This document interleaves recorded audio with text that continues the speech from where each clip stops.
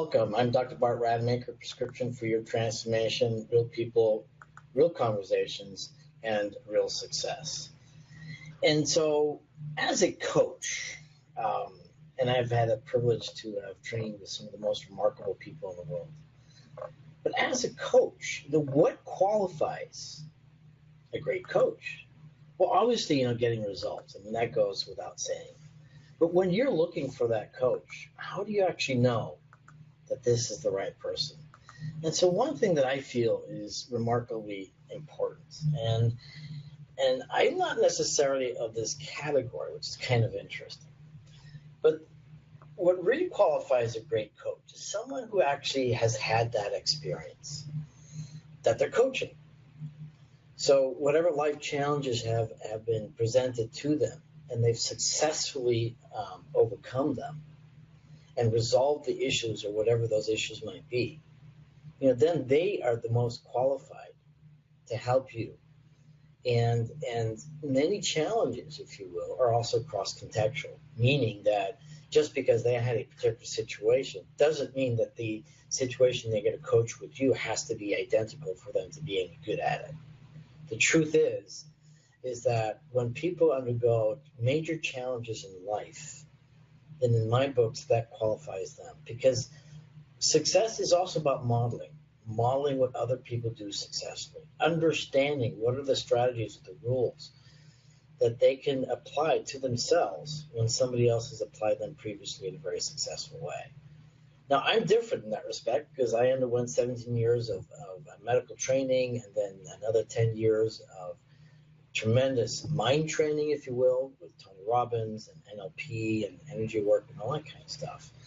And I've been blessed because I haven't had many major challenges in my life, and I'm actually not looking for them either.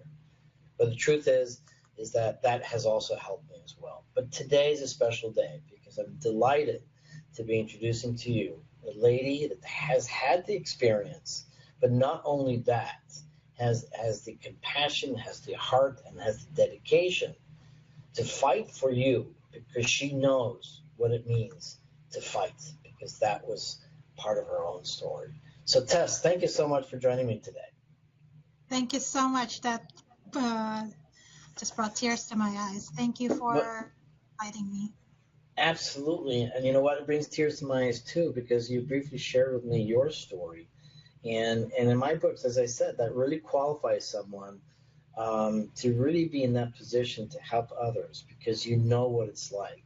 I mean, I could be coaching the same people that you're coaching, but without having that experience, it's that nuance that I may not understand. That's why I was such a great coach for other physicians, because I understood what it's like to be a physician. I understood what it takes to undergo those things. But you have a certain expertise. But I'd like to talk about some of your thoughts. And I love, your title, that you're open heart mind coaching. So where does that come from? Oh, well, I went through a very difficult stage in my life where, after raising my kids for 15 years, after having the success as an accountant for 30 years, there was still something missing in my life. There's that spiritual emptiness, unfulfillment. I couldn't point a finger to it. There was just something that I knew was not right. But then, based on other people looking into my life, I've got it all. A young husband, a new marriage to a young husband, 2 kids, very healthy, very well-rounded, got nothing to complain. And yet, deep inside, I was so empty. I was so struggling. I complain about it. Some of my friends says, "You're strong. There's nothing wrong with you. You're going to figure it out." But then I was looking for that answer, looking for that fulfillment that was missing in my life. It was that silent pain that nobody talks about. And so what did you do? How did you find it? Well, I didn't know what was going. I was just going through life the way I was supposed to. I was a good girl. I was a go-getter, and that until a few incidences that clearly showed me that there was more to life than being in a blindfold or like a horse with very limited With the blinders, yeah. blinders. Yes, thank you. So what did you do? I mean, you started learning about coaching. Is that what happened? Not. I had to go through some difficulties, and then I searched for a way to, because I was so angry. I got so angry. I isolated. I pushed people away out of my life. But then, until I realized that I ran out of people to blame. I ran out of fingers to blame others for my misery. So I did Google, how do I master my mind?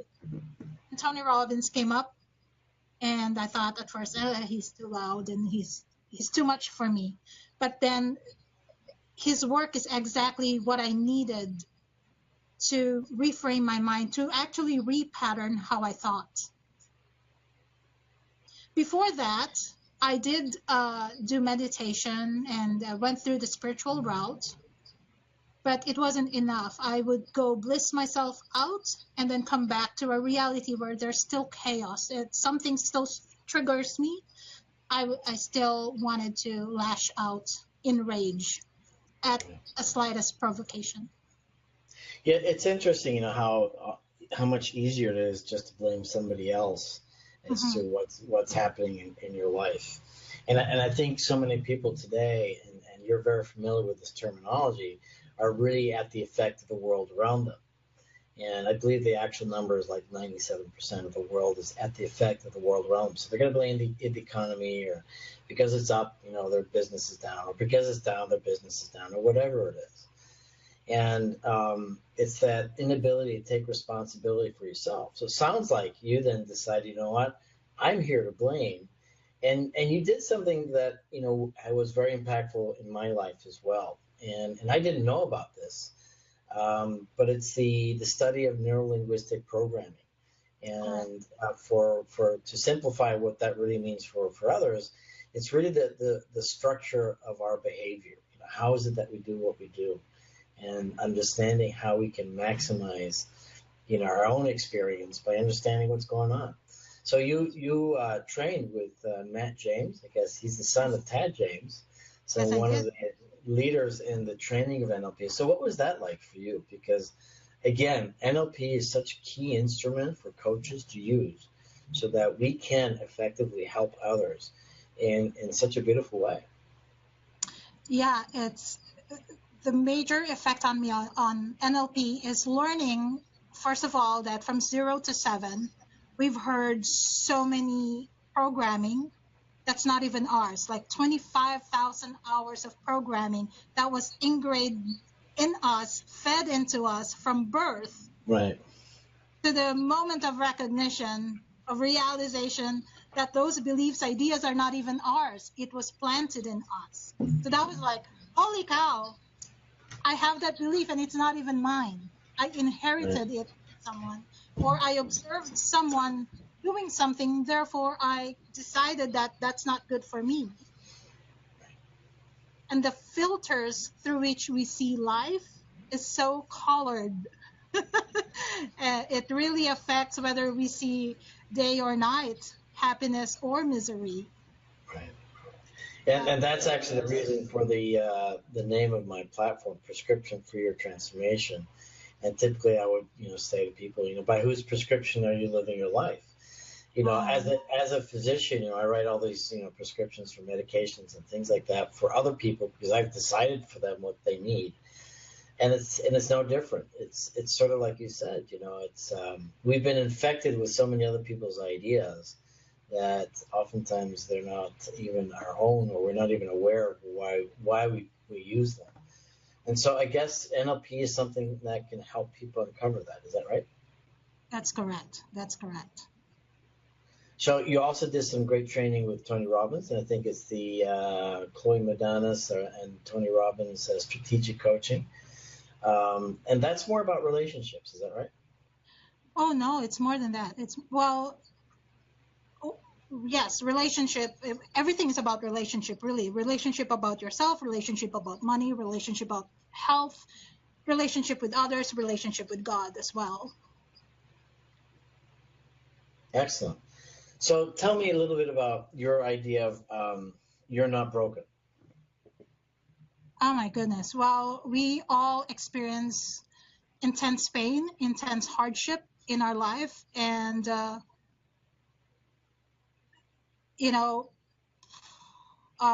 in my experience as an immigrant in the US, and at that time, I was only here for 6 months, and I faced deportation. I faced attempted kidnapping of my children by their father, who was my husband.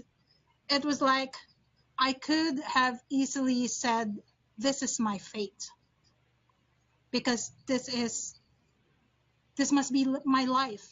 But no, I refuse to view myself as broken. I refuse to see myself as incapable. I refuse to be victimized by circumstances and events. And I didn't know where I was going to get the next 25 cents to even call the police, But I moved forward with that faith in myself, faith in God, that I'm always supported, that I'm always safe, and that I am not broken. I am whole. And what I found interesting, what you shared, with me before, is that you had to develop this fighting spirit, and now that you are so accomplished and also somewhat more free because your kids have gone off on their own journey, and now you're just fighting for others. What a great gift that you get to give to others now, because you had to fight for yourself and your children, and that energy just doesn't go away. And now you've got enough of that to give it to others. Correct. Well, I think I said something about spiritual depression earlier. Until I opened up or even accepted that I have that gift or have that calling, that, that stayed like kind of an annoying thing that kept grabbing me. Hey, you're supposed to do something else. And until I gave that voice a recognition and invited in, there was no peace. I couldn't find any peace of mind.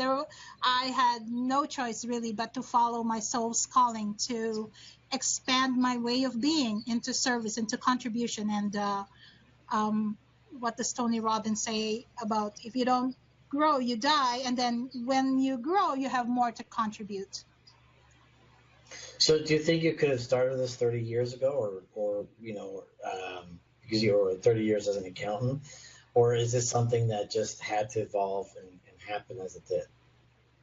Well, I think it had to evolve this way. I think there's stages in life, stages of awareness. There's a level of awareness that we have to go through. And I also believe that it really depends on our comfort level. So I'd been getting that call to serve before, and I kept saying, no, I'm busy. I have 2 kids. Back off. And then I got into a ski accident, and I said, okay, wait. Okay, not yet. Please wait until the kids are 18 and able to fend for themselves, and then you can do what you want with me. But it wasn't on my terms. It wasn't on my timeline. I had to jump into the invitation, or else, like I said, there was no peace of mind. And I love what you said, because sometimes there's that temptation to look in a rear view mirror and kind of look at, well, maybe if I'd done this, or maybe I'd done that, and done things differently. And what's great is you've just accepted to what you have and just move forward. And again, that's an important part, because so many people still look in that rear view mirror and think, what if things would have been different. But you said something that I thought was interesting. And when we talk about being able to affect the world around us, so a lot of people will say, life is happening to me. So in essence, not taking responsibility. And then again, you have a lot of the coaches and other people, people in the world of Tony Robbins will say, no, life is happening for me. So it's almost like, this is a gift, and as long as I can appreciate the gift, then it's actually happening for me. And you go one step further, and you say, life happens through you. So explain that perspective, and the importance, as you put it, is to shift this perspective from life is happening to you, to for you, to through you. Correct. It's from, like you said, from being at the effect, meaning life just happens to us. We have no power over things that happen to us, but that's total baloney. Once we shift from victim to awareness, just one step up, awareness that life is happening for us, that life itself is not an enemy, but it's teaching us something, that there's a gift in every circumstance, in every situation, in every person that even triggers us. There's a gift underneath that. And once you have that level of awareness, now you can shift up even higher into creatorship, into authorship, that you are, that life is happening through you, through your fullest expression. Wow. Love it. Yourself. I like that. And I think that's important, because you are absolutely right. We are co-creators of all the life that's around us. Mm-hmm. And so if life is just happening for us, it doesn't really include that part of being that creator. And certainly when it's happening through you, it is. So one last thing that I'd like to hear from you, and I thought that was interesting too, is get rid of that crutch. Yes. Yes. Well, I mentioned something about victim consciousness. It's all about coping. It's all about, and in fact, a lot of strategies out there. It's all about coping mechanism. It's about how do we handle this situation effectively, when in fact we can get rid of the crutch and go to the cause, be the cause, instead of using a lot of crutch, a lot of strategies, which are good. They have their place in the evolution of our consciousness. But from the creator point of view, as a co-creator of the universe, God, spirit, however you view that higher power, you become aware and go beyond people pleasing, go beyond bottled up anger, and go to the other spectrum where you can use all these energies in the fun and creation and flow of life. That makes sense, because it's almost like you're saying, coping mechanisms, and it's almost how we, how medicine today functions. It's sort of like putting a Band-Aid on something, or as I like to put it, put a clean diaper over a dirty diaper, and it really doesn't change anything. And I think the key here is that, in essence, we have, three ways to respond. I mean, one, we could fight something. So that's the anger, that's the frustration, that's, the blaming game, the blame game. The other one is you just cope with it, you just deal with it. And it's sort of like you're settling for life. But the other one is you evolve. As you said, you're growing and you're learning. And when you talk energetically and how we're all interconnected, in the cosmos, and how we are functioning in what I call the cosmic drama, it's almost like whatever internal conflicts from those things that you said that we learned from our childhood, they're kind of boiling inside in our unconscious.